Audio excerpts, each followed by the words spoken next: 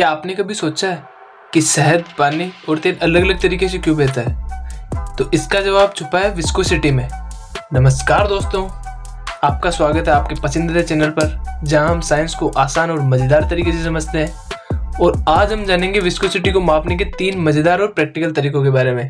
तो वीडियो को लाइक ज़रूर कर दें और चलते हैं साइंटिफिक सफ़र पर। तो आज के इस वीडियो में हम देखने वाले हैं विस्कोसिटी को कैसे मेज़र करते हैं। तो जो मेनी काइंड ऑफ हम विस्कोसिटी को मेज़र कैसे करते हैं, विस्कोसिटी को मेज़र करने के लिए हम आमतौर पर प्रैक्टिकली विस्कोमीटर का यूज़ करते हैं। तो आज के इस वीडियो में हम देखेंगे जो काइंड्स ऑफ विस्कोमीटर है उनके बारे में। तो आज हम कैपिलरी विस्कोमीटर को देखेंगे, फॉइलिंग स्पेयर विस्कोमीटर को देखेंगे और देखेंगे अपने रोटेशनल विस्कोमीटर के बारे में। तो पहले देखते हैं अपने कैपिलरी विस्कोमीटर के बारे में। तो कैपिलरी विस्कोमीटर को समझने से पहले हम कुछ टर्म्स को देख लेते हैं। जैसे विस्कोसिटी क्या होती है? विस्कोसिटी क्या होती है? विस्कोसिटी वो होती है जो फ्लूइड को रेसिस्ट करती है। यानी अगर हमने कोई फ्लूइड लिया तो उसकी विस्कोसिटी क्या होगी, उसकी फ्लूइडिटी को कम करेगी। जितनी ज़्यादा विस्कोसिटी होगी उतनी ज़्यादा रेसिस्टेंट होगा, यानी जो विस्कोसिटी होगी उसमें रेसिस्टेंट पैदा करेगी, उसकी फ्लो प्रॉपर्टी को डिक्रीज करेगी। यानी अगर हम एक एग्जांपल ले, जैसे कोई हमारे पास सादा वाटर है, अगर उसमें हम चीनी मिला देंगे तो क्या होगा, जैसे जैसे उसमें चीनी मिलाएंगे वैसे वैसे उसकी विस्कोसिटी इंक्रीज होगी। और एक समय बाद क्या होगा, जैसे जैसे पानी में हम चीनी मिलाएंगे तो क्या होगा, उसकी चाशनी बन जाएगी। और चाशनी बन जाएगी तो क्या होगा, जैसे हम नॉर्मल पानी को अगर किसी सरफेस पे डालते हैं तो क्या होगा, वो आसानी से फ्लो कर जाएगा। और वहीं पे अगर हम चाशनी को डालेंगे तो क्या होगा, वो उसकी फ्लो प्रॉपर्टी डिक्रीज हो जाएगी, वो आराम से या धीरे धीरे से फ्लो करेगा। तो विस्कोसिटी समझ गई। अब विस्कोसिटी को मेजर करने के लिए हम जिस डिवाइस का, इक्विपमेंट का यूज करते हैं उसे विस्कोमीटर बोलते हैं। तो देखते हैं अपने कैपिलरी विस्कोमीटर के बारे में। अब कैपिलरी विस्कोमीटर को हम ओसवाल्ड विस्कोमीटर भी बोलते हैं और U2 विस्कोमीटर भी बोलते हैं। U2 विस्कोमीटर तो इसलिए बोलते हैं क्योंकि ये एक यू शेप का विस्कोमीटर होता है। तो समझते हैं अपने कैपिलरी विस्कोमीटर के बारे में। थ्योरी को समझने से पहले हम इसे डायग्राम से देखते हैं या इसको समझते हैं ये कैसे वर्क करता है। जो अपना कैपिलरी विस्कोमीटर होता है उसमें क्या होता है, उसमें हम 2 ट्यूब लेते हैं। एक होगी, एक ट्यूब फर्स्ट होगी, एक ट्यूब फर्स्ट सेकंड होगी। जिसमें क्या करते हैं, जिसमें 2 बल्ब लगे होते हैं। एक होता है बल्ब ए, एक होता है बल्ब बी। इसमें क्या करते हैं, हम दो सॉल्यूशन लेते हैं। एक लेते हैं अपना टेस्ट सॉल्यूशन, एक लेते हैं स्टैंडर्ड सॉल्यूशन। स्टैंडर्ड सॉल्यूशन वो होता है जिसकी हमें डेंसिटी और विस्कोसिटी पता होती है, और जो टेस्ट सॉल्यूशन होता है उसकी विस्कोसिटी हमें निकालनी होती है। तो क्या करते हैं, पहले अपना स्टैंडर्ड सॉल्यूशन लेते हैं, उसे ट्यूब ए में डालते हैं। फिर वो क्या होगा, ग्रेविटी के कारण क्या होगा, नीचे आएगा। और अब क्या करेंगे, हमें ऊपर उसे भेजना है, तो ग्रेविटी के कारण वो ऊपर तो जाएगा नहीं। तो हमने क्या किया, यहाँ पे एक जो सक्शनल ट्यूब लगा दी।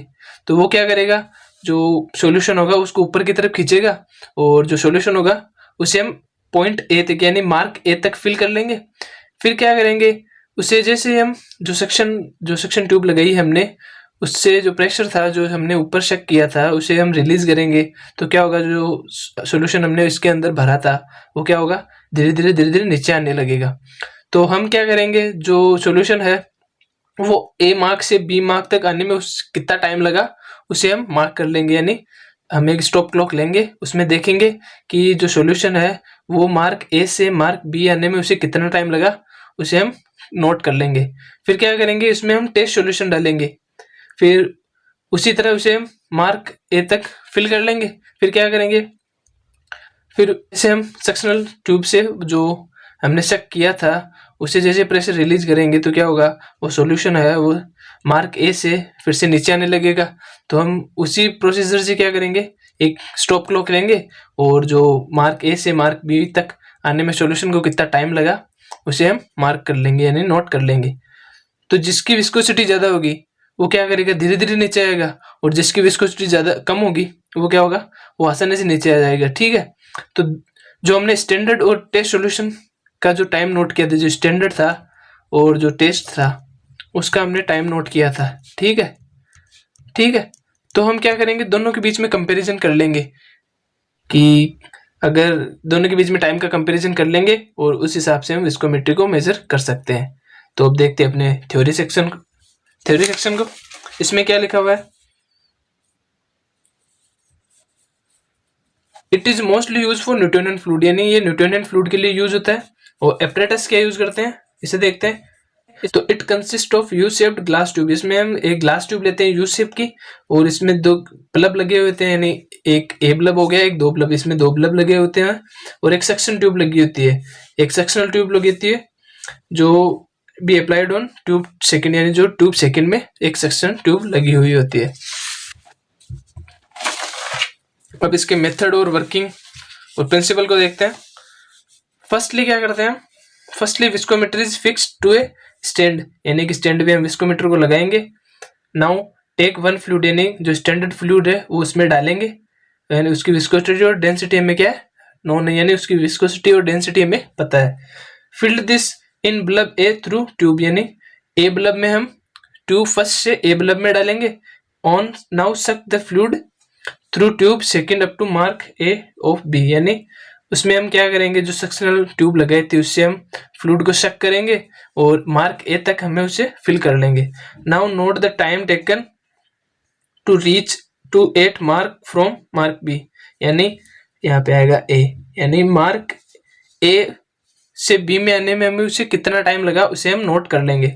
Now note down reading and now clean the viscometer, यानी रीडिंग को नोट कर लेंगे, यानी मार्क ए से मार्क बी तक आने में जो स्टैंडर्ड सॉल्यूशन था उसे कितना टाइम लगा उसकी रीडिंग हम लिख लेंगे कहीं पे, और विस्कोमीटर को क्लीन कर लेंगे। फिर नाउ टेक अनदर फ्लूइड, यानी जो अब हमें जिस फ्लूइड की हमें विस्कोसिटी पता करनी है उसको हम सॉल्यूशन जो ट्यूब थी उसके अंदर लेंगे, जो टेस्ट सॉल्यूशन था उसको हम ट्यूब के अंदर लेंगे। विच हैव डिटरमाइन विस्कोसिटी, यानी जिसकी विस्कोसिटी हमें पता करनी है। Now do same as liquid first, ये स्टैंडर्ड फ्लूइड, यानी जो स्टैंडर्ड फ्लूइड के लिए हमने जो प्रोसीजर यूज किया था वही प्रोसीजर हम सेम दोबारा करेंगे। And note down the all reading, यानी जो रीडिंग आएगी उसे हम नोट कर लेंगे, और जो फॉर्मूला है उसकी मदद से हम उसे आसानी से जो हमें टेस्ट सॉल्यूशन है या जो टेस्ट लिक्विड है उसकी विस्कोसिटी आसानी से हम पता कर सकते हैं। तो फॉर्मूला क्या हो गया, नीटा 1 अपॉन नीटा 2 रो 1 T1 अपॉन रो 2 T2।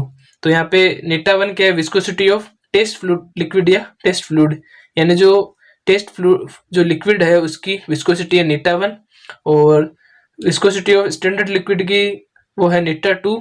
रो क्या होगी, डेंसिटी ऑफ टेस्ट लिक्विड, और टी हो गया टाइम, यानी ए से बी तक आने में टेस्ट लिक्विड को कितना टाइम लगा उसको हम ए से डिनोट कर रहे हैं।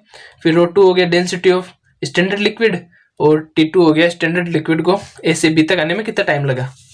ठीक है, अब हमें हमें टेस्ट सॉल्यूशन की डेंसिटी हमें टेस्ट सॉल्यूशन जो हमें क्या करना है, हमें जो टेस्ट सॉल्यूशन है उसकी विस्कोसिटी निकालनी है। तो क्या करेंगे, जो रो 2 है तो हम क्या करेंगे, जो नीटा 2 है उसे क्या करेंगे इस साइड में भेज देंगे। तो क्या होगा, हम जो टेस्ट सॉल्यूशन है उसकी विस्कोसिटी इस फॉर्मूले से आसानी से निकाल सकते हैं।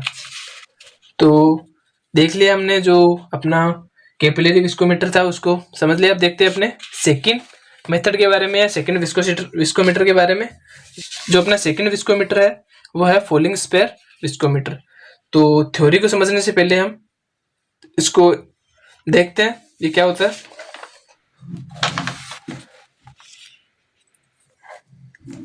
इसको समझने से पहले एक एग्जांपल से समझते हैं। जैसे हमने क्या किया, दो ग्लास कंटेनर लिए, एक में हमने वाटर डाल दिया, एक में हमने हनी डाल दिया। जो हनी होता है उसकी विस्कोसिटी वाटर के कंपेरिजन में ज़्यादा होती है। तो हमने क्या किया, उसमें हमने क्या किया, दोनों सॉल्यूशन में एक जो कॉइन आता है, सिक्का आता है, वो डाला। तो जैसे हमने वाटर में सिक्का डाला तो क्या होगा, वाटर की विस्कोसिटी होती है वो क्या होती है, कम होती है। तो जिस कारण क्या होगा, जो सिक्का था वो आसानी से नीचे आ जाएगा, बॉटम में आके आ जाएगा, जल्दी से बॉटम में आ जाएगा। लेकिन जो हनी होता है उसमें अगर हम सिक्का डालेंगे तो क्या होगा, उसकी विस्कोसिटी ज्यादा होती है।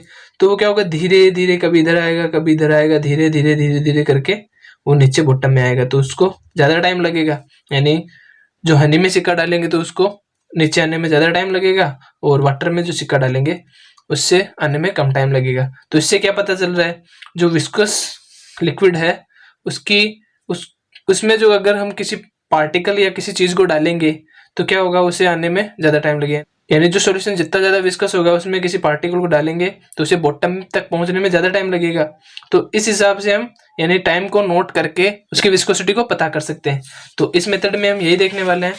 जैसे हम क्या करेंगे, एक स्टील बॉल लेंगे और किसी विस्कस लिक्विड लेंगे, उसमें क्या करेंगे, स्टील बॉल को छोड़ देंगे यानी डाल देंगे। तो जो स्टील बॉल है उसको उस कंटेनर के बॉटम में पहुंचने में जितना टाइम लगेगा उसको नोट करके हम किसी भी प्रोडक्ट या किसी लिक्विड की विस्कोसिटी पता कर सकते हैं।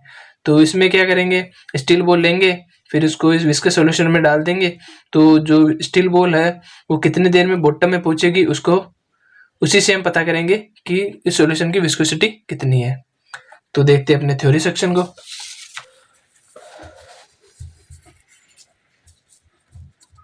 It is also called Hoppler falling sphere viscometer, इसको इस नाम से भी जाना जाता है।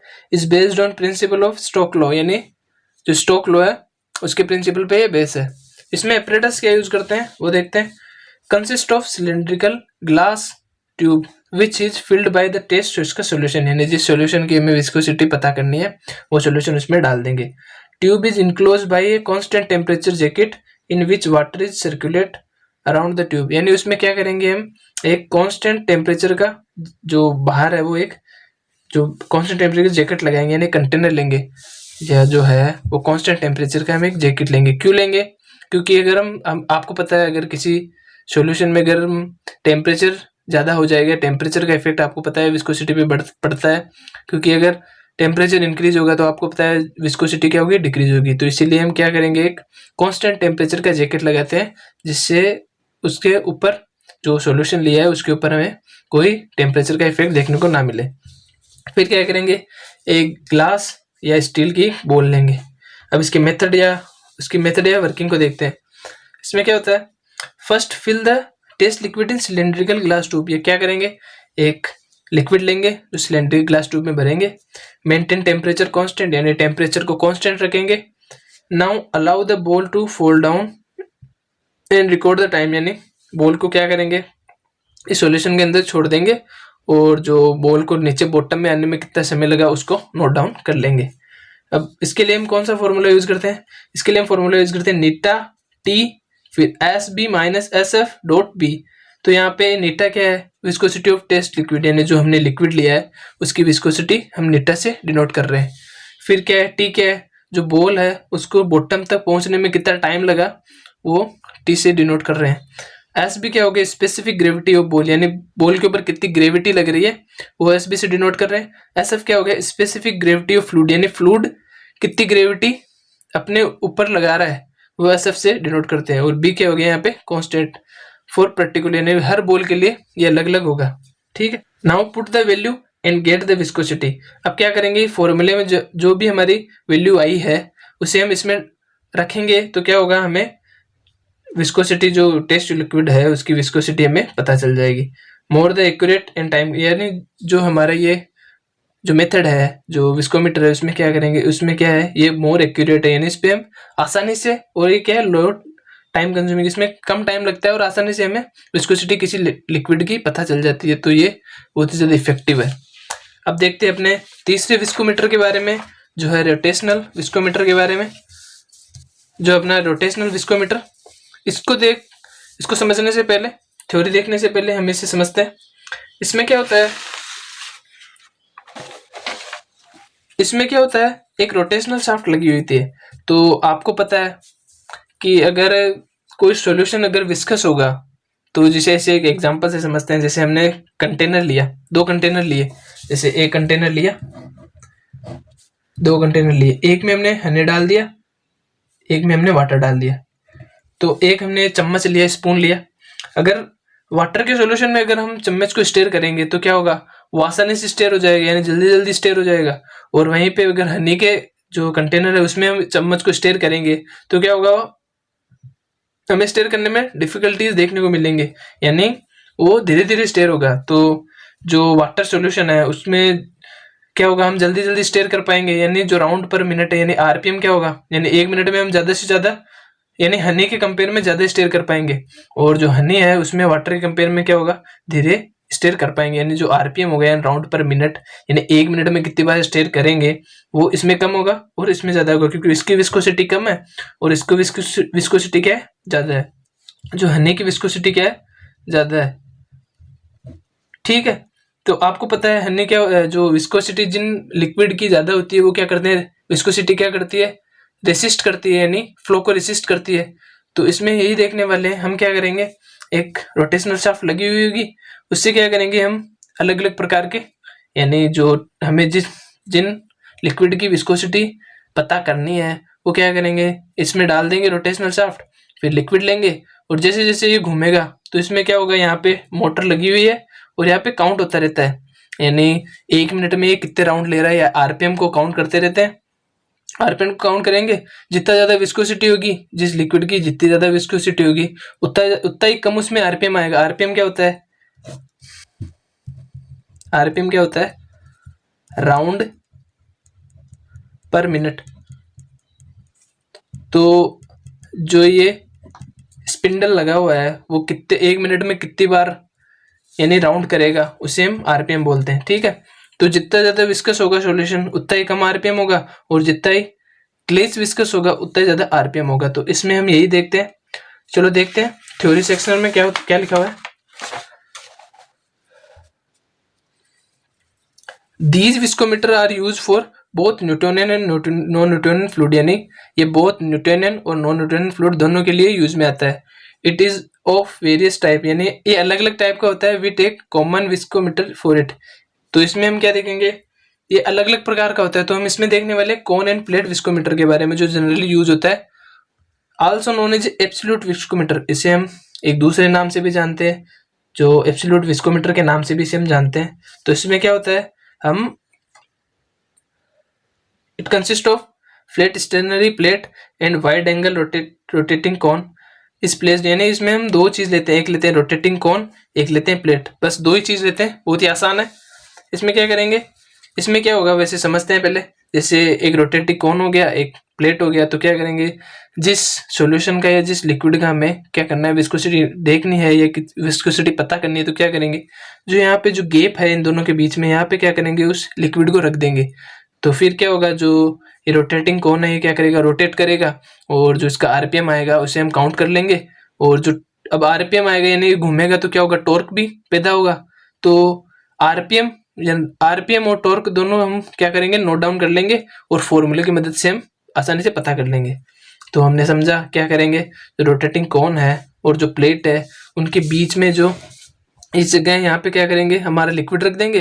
फिर क्या होगा, ये रोटेटिंग कॉन है वो रोटेट करेगा, इससे क्या होगा, वो ये सॉल्यूशन है उसके ऊपर जो विस्कोसिटी पता चल जाएगी, क्योंकि ये रोटेटिंग कॉन है, जो उसकी जो आरपीएम है, अगर विस्कस ज्यादा होगा तो आरपीएम कम लेगा, और जो अगर विस्कस लेस होगा तो क्या होगा, मोर आरपीएम पे घूमेगा। ठीक है, अब इसके मेथड को हमने देख लिया, लेकिन जो लिखा हुआ है थ्योरी देखते हैं क्या लिखा हुआ है। The sample is placed at centre of the stationary plate, यानी जो अपना सैंपल है वो क्या करेंगे, सेंटर ऑफ यानी सेंटर में क्या रखेंगे, प्लेट के सेंटर में रखेंगे। And then it is rise into the position under the cone, यानी प्लेट और जो रोटेटिंग कोन है उनके सेंटर में रख देंगे। Now the sample is sheared in narrow gap between stationary plate and rotating cone, यानी जो नैरो गैप है स्टेशनरी प्लेट और रोटेटिंग कोन के बीच में, वहां हम जो अपना लिक्विड सॉल्यूशन है उसे रख देंगे। Now the rate of share is in RPM is increase और डिक्रीज, यानी क्या करेंगे, अगर विस्कस ज्यादा होगा तो क्या होगा, उनकी आरपीएम कम होगी, और अगर लेस विस्कस होगा तो क्या होगा, उसकी आरपीएम ज्यादा होगी। तो ये आरपीएम पे डिपेंड करता है कि जो विस्कोसिटी आरपीएम पे डिपेंड करती है। अगर विस्कोसिटी ज्यादा होगी तो क्या होगा, आरपीएम डिक्रीज हो जाएगा, और विस्कोसिटी कम होगी तो आरपीएम क्या होगा, इंक्रीज हो जाएगा। Torque is produce on cone which measured, यानी क्या होगा, अगर वो घूमेगा तो क्या होगा, टॉर्क प्रोड्यूस होगी किस पे, जो रोटेटिंग कॉन है वो क्या करेगा, टॉर्क प्रोड्यूस करेगा, और इसे हम मेजर कर लेंगे। और इस फॉर्मूले की मदद से हम किसी भी सॉल्यूशन की या लिक्विड की हम विस्कोसिटी पता कर सकते हैं। फॉर्मूला हो गया नीटा बराबर के टी अपॉन वी।